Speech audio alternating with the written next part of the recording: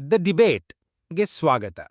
ಶತಮಾನಗಳಿಂದ ಭಾರತದ ತಾತ್ವಿಕ ಭೂಮಿಕೆಯನ್ನು ರೂಪಿಸಿದ ಶ್ರೇಷ್ಠ ಆಚಾರ್ಯರಲ್ಲಿ ಶ್ರೀಮಧ್ವಾಚಾರ್ಯರು ಒಬ್ರು.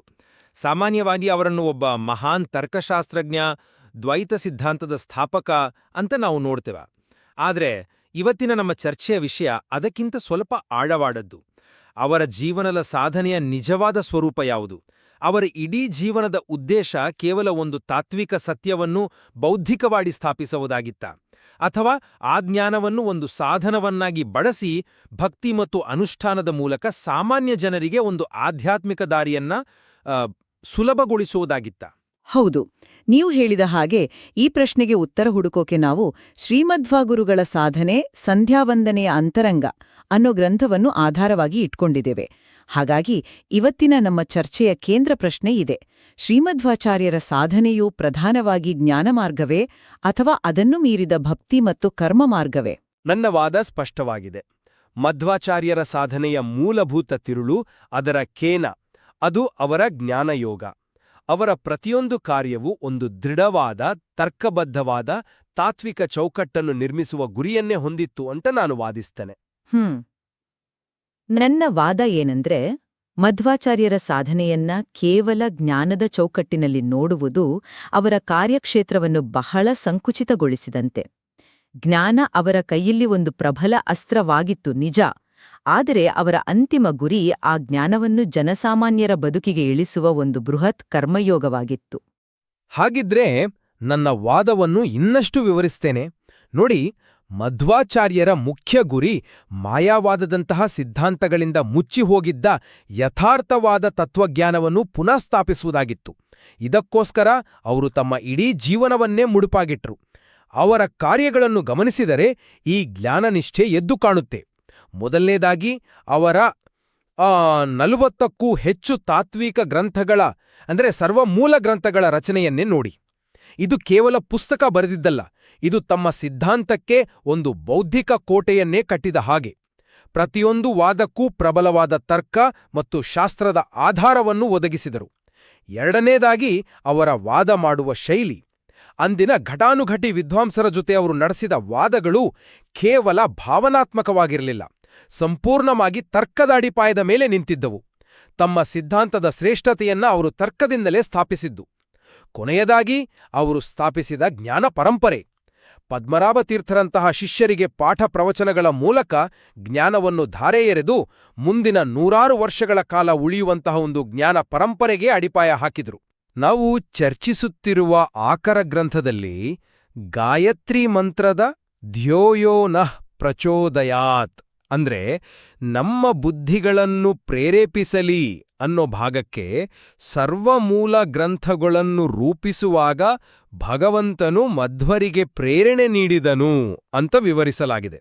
ಇದು ಅವರ ಸಾಧನೆಯ ಕೇಂದ್ರಬಿಂದು ಬೌದ್ಧಿಕತೆ ಮತ್ತು ಜ್ಞಾನವಾಗಿತ್ತು ಅನ್ನೋದಕ್ಕೆ ಪ್ರಬಲ ಸಾಕ್ಷಿ. ನೀವು ಹೇಳಿದ ಅಂಶಗಳನ್ನು ನಾನು ಅಲ್ಲಗಳೆಯುವುದಿಲ್ಲ. ಸರ್ವಮೂಲ ಗ್ರಂಥಗಳು ಒಂದು ಬೌದ್ಧಿಕ ಕೋಟೆಯನ್ನೋದ್ರಲ್ಲಿ ಎರಡು ಮಾತಿಲ್ಲ. ಆದರೆ ಕೋಟೆಯನ್ನು ಕಟ್ಟುವುದು ಯುದ್ಧದ ಅಂತ್ಯವಲ್ಲ, ಅದು ಯುದ್ಧದ ಒಂದು ಭಾಗ ಅಷ್ಟೇ ಅಲ್ವಾ? ಆ ಕೋಟೆಯೊಳಗಿನ ಸಿದ್ಧಾಂತವನ್ನು ಜನರಿಗೆ ತಲುಪಿಸುವುದು ನಿಜವಾದ ಯುದ್ಧ. ನನ್ನ ದೃಷ್ಟಿಯಲ್ಲಿ ಮಧ್ವಾಚಾರ್ಯರ ಜ್ಞಾನ ಸಾಧನೆ ಅವರ ಬೃಹತ್ ಕಾರ್ಯದ ಮೊದಲ ಹೆಜ್ಜೆ ಮಾತ್ರ. ಅವರ ಅಂತಿಮ ಗುರಿ ಆ ಜ್ಞಾನವನ್ನು ಕೇವಲ ಪಂಡಿತರ ವಲಯಕ್ಕೆ ಸೀಮಿತಗೊಳಿಸದೆ ಸಮಾಜದ ಕಟ್ಟಕಡೆಯ ವ್ಯಕ್ತಿಗೂ ಭಕ್ತಿ ಮತ್ತು ಅನುಷ್ಠಾನದ ರೂಪದಲ್ಲಿ ತಲುಪಿಸುವುದಾಗಿತ್ತು. ಅವರ ಪ್ರಾಯೋಗಿಕ ಕಾರ್ಯಗಳೇ ಇದಕ್ಕೆ ಸಾಕ್ಷಿ. ಉದಾಹರಣೆಗೆ, ಉಡುಪಿಯಲ್ಲಿ ಶ್ರೀಕೃಷ್ಣನ ಪ್ರತಿಷ್ಠಾಪನೆ. ಇದೊಂದು ಸಾಮಾನ್ಯ ಧಾರ್ಮಿಕ ಕ್ರಿಯೆ ಅಲ್ಲ, ಅದೊಂದು ಸಾಮಾಜಿಕ ಮತ್ತು ಆಧ್ಯಾತ್ಮಿಕ ಕ್ರಾಂತಿ. ಜನಸಾಮಾನ್ಯರಿಗೆ ತಮ್ಮ ಭಕ್ತಿಯನ್ನು ವ್ಯಕ್ತಪಡಿಸಲು ಒಂದು ಕೇಂದ್ರವನ್ನವರು ನಿರ್ಮಿಸಿಕೊಟ್ರು. ಎರಡನೆಯದಾಗಿ, ಅವರು ತಮ್ಮ ಜ್ಞಾನವನ್ನು ಗ್ರಂಥಾಲಯದ ಕಪಾಟುಗಳಲ್ಲಿ ಬಂಧಿಸಿಡಲಿಲ್ಲ. ಕಾಶ್ಮೀರದಿಂದ ಕನ್ಯಾಕುಮಾರಿಯವರೆಗೆ ದೇಶ ಸುತ್ತಿ ಸಾಮಾನ್ಯ ಜನರಿಗೆ ಅರ್ಥವಾಗುವ ಭಾಷೆಯಲ್ಲಿ ಪ್ರವಚನಗಳನ್ನು ನೀಡಿದ್ರು. ತಾವು ಗಳಿಸಿದ ಜ್ಞಾನವನ್ನು ಸಮಾಜದ ಆಸ್ತಿಯನ್ನಾಗಿ ಮಾಡಿದ್ರು. ಗಾಯತ್ರಿ ಮಂತ್ರದ ವ್ಯಾಖ್ಯಾನದಲ್ಲೇ ನೋಡಿ, ಭರ್ಗೋ ದೇವಸ್ಯ ಅಂದ್ರೆ ದೇವರ ತೇಜಸ್ಸು ಎನ್ನುವಲ್ಲಿ ಮಧ್ವರು ದುರ್ವಾದಿಗಳನ್ನು ಗೆಲ್ಲುವಂತೆ ಪ್ರೇರೇಪಿಸಿದ ಭಗವಂತನ ಕ್ರಿಯಾಶಕ್ತಿಯನ್ನು ಕಾಣಬಹುದು. ಇಲ್ಲಿ ಭರ್ಗಃ ಅಂದ್ರೆ ಕೇವಲ ತೇಜಸ್ಸಲ್ಲ, ಅದು ದುಷ್ಟಶಕ್ತಿಗಳನ್ನು ನಾಶ ಮಾಡುವ ಕ್ರಿಯಾಶೀಲವಾದ ತೇಜಸ್ಸು. ಹೀಗಾಗಿ ಭಗವಂತನ ಪ್ರೇರಣೆ ಕೇವಲ ಬರೆಯಲು ಬುದ್ಧಿಶಕ್ತಿ ಕೊಟ್ಟಿದ್ದಲ್ಲ, ದುರ್ವಾದಿಗಳನ್ನು ಎದುರಿಸಲು ಬೇಕಾದ ಕ್ರಿಯಾಶಕ್ತಿ ಕೊಟ್ಟಿದ್ದು ಅಂತ ಅರ್ಥೈಸಬೇಕು. ಇದು ಜ್ಞಾನವನ್ನು ಕಾರ್ಯರೂಪಕ್ಕೆ ಇಳಿಸುವ ಪ್ರೇರಣೆ. ನೀವು ಉಡುಪಿ ಶ್ರೀಕೃಷ್ಣ ಪ್ರತಿಷ್ಠಾಪನೆಯನ್ನು ಒಂದು ಪ್ರಮುಖ ಅಂಶವಾಗಿ ಮುಂದಿಟ್ಟಿರುವುದು ಕುತೂಹಲಕಾರಿ. ಆದರೆ ಆಕರ ಗ್ರಂಥವು ನಮಗಿಲ್ಲಿ ಒಂದು ಪ್ರಮುಖ ಸುಳಿವನ್ನು ನೀಡುತ್ತದೆ. ಅಲ್ಲಿ ಹೇಳುವಂತೆ ಅಧ್ಯಯನ, ಅಧ್ಯಾಪನ ಮುಂತಾದ ಜ್ಞಾನ ಕಾರ್ಯಗಳಿಗೆ ಬರಬಹುದಾದ ವಿಘ್ನಗಳನ್ನು ಪರಿಹರಿಸಲು ಶ್ರೀಕೃಷ್ಣನನ್ನು ಪ್ರತಿಷ್ಠಾಪಿಸಿದರು. ಇದರ ಅರ್ಥ ಏನು? ಕೃಷ್ಣ ಪ್ರತಿಷ್ಠಾಪನೆಯ ಪ್ರಾಥಮಿಕ ಉದ್ದೇಶವೇ ಜ್ಞಾನಯಜ್ಞವು ನಿರ್ವಿಘ್ನವಾಗಿ ನಡೆಯಬೇಕು ಎನ್ನುವುದಾಗಿತ್ತು. ಅಂದರೆ ಈ ಕರ್ಮವೂ ಕೂಡ ಜ್ಞಾನಮಾರ್ಗದ ರಕ್ಷಣೆಗಾಗಿಯೇ ಮಾಡಿದ್ದಾಗಿತ್ತು. ಅದು ಜ್ಞಾನಮಾರ್ಗಕ್ಕೆ ಪೂರಕವೇ ಹೊರತು ಅದಕ್ಕಿಂತ ಭಿನ್ನವಾದ ಮಾರ್ಗವಲ್ಲ. ನೀವು ಹೇಳಿದಂತೆ ಜನಸಾಮಾನ್ಯನಿಗೆ ಭಕ್ತಿಯ ಕೇಂದ್ರವನ್ನು ಒದಗಿಸಿದ್ದು ನಿಜ. ಆ ಅಂಶವನ್ನು ನಾನು ಒಪ್ಪುತ್ತೇನೆ. ಆದರೆ ಆಕಾರ ಗ್ರಂಥದ ಪ್ರಕಾರ ಅದರ ಪ್ರಾಥಮಿಕ ಉದ್ದೇಶ ಜ್ಞಾನಕಾರ್ಯದ ವಿಘ್ನ ನಿವಾರಣೆ ಆಗಿತ್ತು ಎಂಬುದನ್ನು ನಾವು ಮರೆಯುವಂತಿಲ್ಲ. ನೀವು ಪ್ರಾಥಮಿಕ ಉದ್ದೇಶ ಅಂತ ಹೇಳುವುದನ್ನು ನಾನು ಒಪ್ಪುವುದಿಲ್ಲ. ದ್ವಾರಕೆಯಿಂದ ಹಡಗಿನಲ್ಲಿ ಬಂದ ಕೃಷ್ಣನ ವಿಗ್ರಹವನ್ನು ಮಧ್ವರು ಪವಾಡ ಸದೃಶವಾಗಿ ಪಡೆದು ಅದನ್ನು ಉಡುಪಿಯಲ್ಲಿ ಸ್ಥಾಪಿಸಿದ್ದು ಒಂದು ಸಾಂಕೇತಿಕ ಕ್ರಿಯೆ. ಅದು ಜ್ಞಾನವನ್ನು ಜನಸಾಮಾನ್ಯರ ಹೃದಯಕ್ಕೆ ತಲುಪಿಸುವ ಒಂದು ಸೇತುವೆ. ಕೇವಲ ವಿದ್ವಾಂಸರ ವಿಘ್ನ ನಿವಾರಣೆಗಾಗಿದ್ದರೆ ಒಂದು ಯಜ್ಞವನ್ನು ಅಥವಾ ಬೇರೆ ರೀತಿಯ ಪೂಜೆಯನ್ನು ಮಾಡಬಹುದಿತ್ತು. ಆದರೆ ಒಂದು ಮೂರ್ತಿಯನ್ನು ಸ್ಥಾಪಿಸಿ ಅದಕ್ಕೆ ಪೂಜಾ ವ್ಯವಸ್ಥೆಯನ್ನು ರೂಪಿಸಿದ್ದು ಯಾಕೆ? ಯಾಕೆಂದರೆ ತರ್ಕ ಮತ್ತು ಗ್ರಂಥಗಳ ಮೂಲಕ ತಲುಪಲಾಗದ ಸಾಮಾನ್ಯ ಜನರನ್ನ ಭಕ್ತಿ ಮತ್ತು ಪೂಜೆಯ ಮೂಲಕ ತಲುಪಬಹುದು ಎಂಬ ಪ್ರಾಯೋಗಿಕ ಅರಿವು ಅವರಿಗಿತ್ತು. ಅದು ಜ್ಞಾನವನ್ನು ಸಮಾಜದ ತಳಮಟ್ಟಕ್ಕೆ ಕೊಂಡೊಯ್ಯುವ ಒಂದು ಅದ್ಭುತ ಕರ್ಮಯೋಗ. ಹಾಗಿದ್ರೆ ಒಂದು ಪ್ರಶ್ನೆ, ಅವರ ಈ ಕಾರ್ಯ ಕೇವಲ ಜನರನ್ನು ತಲುಪುವುದಕ್ಕಾಗಿಯೇ ಆಗಿದ್ರೆ ತಮ್ಮ ಜೀವನದ ಬಹುದೊಡ್ಡ ಸಮಯವನ್ನು ಅವರು ವಾದವಿವಾದಗಳಲ್ಲಿ ಯಾಕೆ ಕಳೆದರು? ತ್ರಿವಿಕ್ರಮ ಪಂಡಿತಾಚಾರ್ಯರಂತಹ ವಿದ್ವಾಂಸರ ಜೊತೆ ದಿನಗಟ್ಟಲೆ, ತಿಂಗಳುಗಟ್ಟಲೆ ವಾದ ಮಾಡಿದ್ದು ಅದು ಅವರ ಬೌದ್ಧಿಕ ಶ್ರೇಷ್ಠತೆಯನ್ನು ಮತ್ತು ಜ್ಞಾನಮಾರ್ಗದ ಪ್ರಾಬಲ್ಯವನ್ನು ತೋರಿಸುತ್ತದೆ. ನೆನಪಿಡಿ, ಇದು ಭಾರತದಲ್ಲಿ ತೀವ್ರವಾದ ತಾತ್ವಿಕ ಸಂಘರ್ಷಗಳಿದ್ದ ಕಾಲ. ವಾದದಲ್ಲಿ ಒಬ್ಬ ಎದುರಾಳಿಯನ್ನು ಸೋಲಿಸುವುದು ಕೇವಲ ಶೈಕ್ಷಣಿಕ ಗೆಲುವಾಗಿರಲಿಲ್ಲ, ಅದು ಇಡೀ ಪ್ರದೇಶಗಳ ಮತ್ತು ರಾಜಾಶ್ರಯದ ನಿಷ್ಠೆಯನ್ನು ಬದಲಾಯಿಸಬಲ್ಲ ಸಾಮರ್ಥ್ಯವನ್ನು ಹೊಂದಿತ್ತು. ಹಾಗಾಗಿ ಈ ವಾದಗಳು ಅವರ ಸಿದ್ಧಾಂತವನ್ನು ಸ್ಥಾಪಿಸುವ ಅತ್ಯಂತ ಪ್ರಮುಖ ಕಾರ್ಯವಾಗಿತ್ತು. ನೀವು ಹೇಳಿದ್ದು ನಿಜ. ವಾದಗಳು ಬಹಳ ಮುಖ್ಯವಾಗಿದ್ದವು. ಆದರೆ ನನ್ನ ಪ್ರಶ್ನೆ, ವಾದ ಗೆದ್ದ ನಂತರ ಅವರೇನ್ ಮಾಡಿದರು? ಆ ಜ್ಞಾನವನ್ನು ಕೇವಲ ಗ್ರಂಥದಲ್ಲಿ ಬರೆದಿಟ್ಟು ಸುಮ್ಮನಾದರಾ? ಇಲ್ಲ.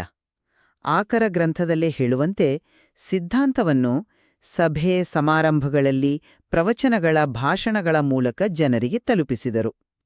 ಅಂದರೆ ವಾದದಲ್ಲಿ ಗೆಲ್ಲುವುದು ಮೊದಲ ಹೆಜ್ಜೆ, ಆ ಗೆಲುವನ್ನು ಜನರ ಗೆಲುವಾಗಿಸುವುದು ಅಂತಿಮ ಗುರಿ. ಅವರ ವಾದಗಳು ಬೌದ್ಧಿಕ ಪ್ರದರ್ಶನವಾಗಿರಲಿಲ್ಲ, ಅವು ತಮ್ಮ ಸಿದ್ಧಾಂತಕ್ಕಿದ್ದ ಅಡೆತಡೆಗಳನ್ನು ನಿವಾಯಿಸುವ ಒಂದು ಮಾರ್ಗವಾಗಿತ್ತು. ಒಮ್ಮೆ ದಾರಿ ಸುಗಮವಾದ ಮೇಲೆ ಅವರು ಜ್ಞಾನದ ರಥವನ್ನು ಜನಸಾಮಾನ್ಯರ ಬೀದಿಗಳಿಗೆ ಕೊಂಡೊಯ್ದರು. ಜ್ಞಾನವನ್ನು ಕ್ರಿಯೆಯಾಗಿ ಪರಿವರ್ತಿಸುವ ಈ ಪ್ರಕ್ರಿಯೆಯಲ್ಲೇ ಅವರ ನಿಜವಾದ ಉದ್ದೇಶ ಅಡಗಿದೆ. ಇಲ್ಲಿ ಒಂದು ಸೂಕ್ಷ್ಮವಾದ ವ್ಯತ್ಯಾಸವಿದೆ, ಅದನ್ನು ಗಮನಿಸಬೇಕು. ನೀವು ಹೇಳುವಂತೆ ಪ್ರವಚನಗಳನ್ನು ಮಾಡಿದರು, ಆದರೆ ಆ ಪ್ರವಚನಗಳ ವಿಷಯ ವಸ್ತುವೇನು? ಅದು ಅವರ ಸರ್ವಮೂಲ ಗ್ರಂಥಗಳಲ್ಲಿ ಸ್ಥಾಪಿತವಾದ ತಾತ್ವಿಕ ಸತ್ಯವೇ ಅಲ್ಲವೇ?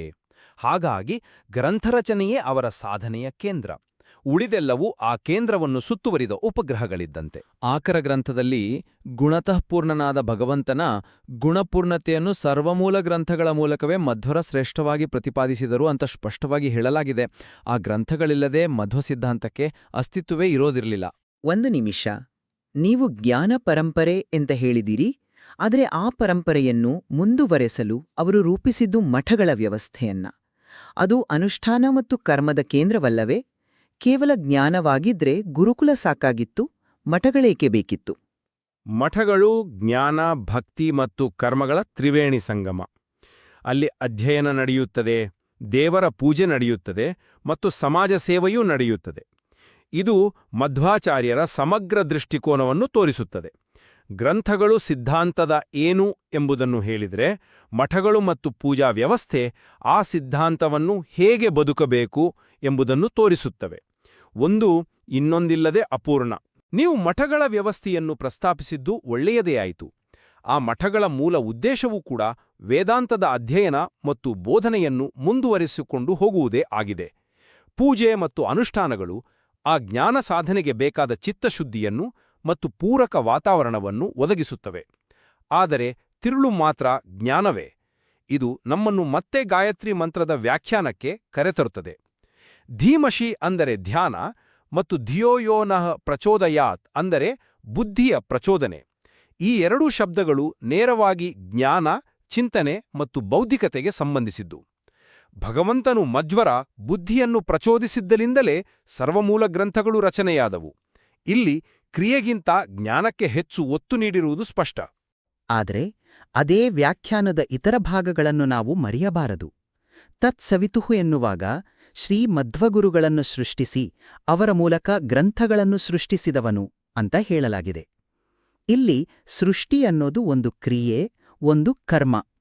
ಅದೇ ರೀತಿ ಭರ್ಗಃ ಎಂಬ ತೇಜಸ್ಸು ದುರ್ವಾದಿಗಳನ್ನು ನಾಶ ಮಾಡುವ ಕ್ರಿಯೆಗೆ ಸಂಬಂಧಿಸಿದ್ದು. ಇನ್ನು ಪ್ರಚೋದಯಾತ್ ಅನ್ನೋ ಪದವನ್ನು ಕೇವಲ ಬೌದ್ಧಿಕ ಪ್ರೇರಣೆಗೆ ಸೀಮಿತಗೊಳಿಸುವುದು ಸರಿಯಲ್ಲ. ದ್ವಾರಕೆಯಿಂದ ಬಂದ ಕೃಷ್ಣನ ಮೂರ್ತಿಯನ್ನು ಗೋಪಿಚಂದನದ ಗಡ್ಡೆಯೊಳಗಿಂದ ಹೊರತೆಗೆದು ಉಡುಪಿಯಲ್ಲಿ ಸ್ಥಾಪಿಸಲು ಬೇಕಾದ ಬುದ್ಧಿಗೆ ಪ್ರೇರಣೆ ನೀಡಿದ್ದು ಅದೇ ಪ್ರಚೋದಯಾತ್. ಹಾಗಾಗಿ ಇದು ಕೇವಲ ಬರೆಯುವ ಪ್ರೇರಣೆಯಲ್ಲ, ಬದಲಾಗಿ ಕಾರ್ಯೋನ್ಮುಖರಾಗಲು ಬೇಕಾದ ಕ್ರಿಯಾತ್ಮಕ ಪ್ರೇರಣೆಯೂ ಹೌದು. ಅವರ ಜ್ಞಾನ ಮತ್ತು ಕರ್ಮ ಎರಡಕ್ಕೂ ದೈವಿಕ ಪ್ರೇರಣೆ ಇತ್ತು.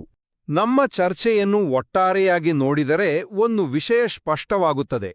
ಶ್ರೀಮಧ್ವಾಚಾರ್ಯರ ಕೊಡುಗೆಯ ಅಡಿಪಾಯ ಅವರ ಸರ್ವಮೂಲ ಗ್ರಂಥಗಳು.